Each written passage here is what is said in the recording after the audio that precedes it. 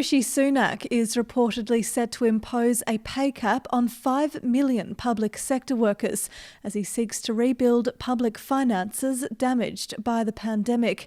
The Chancellor will use next week's spending review to limit pay rises in the public sector to at or below inflation, according to the Daily Mail.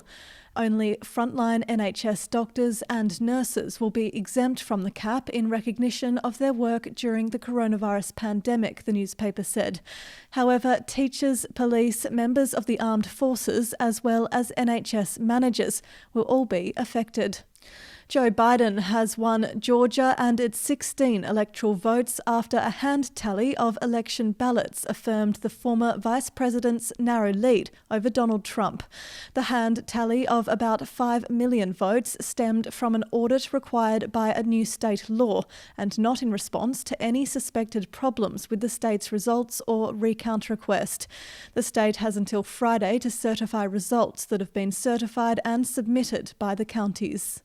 More than 2 million people in Scotland are set to face the country's toughest level of coronavirus restrictions.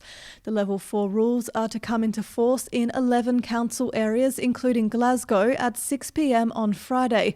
The restrictions will remain in place until December 11. Non-essential shops will close, as will restaurants, pubs and bars, hairdressers, gyms and visitor attractions. Jeremy Corbyn will have the Labour whip suspended for at least 3 months, it has been reported.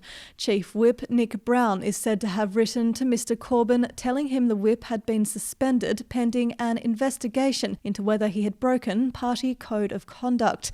Mr Corbyn was told the suspension will be kept under review and his conduct during suspension will be taken into account. That's according to a report in The Guardian. He was suspended from the party in late October over comments he made in the wake of a report by the Equalities Watchdog about anti-Semitism within the Labour Party. And finally, the Queen and Duke of Edinburgh have marked their 73rd wedding anniversary by releasing a photograph showing them opening a card from the Cambridge's children. The colourful homemade gift was created by Prince George, Princess Charlotte and Prince Louis and is emblazoned with the number 73 that pops out from the front of the card. In the touching image, the Queen and Duke are sat on a sofa in Windsor Castle's Oak Room and appear to be reading the card's message from George, a future king, and his siblings.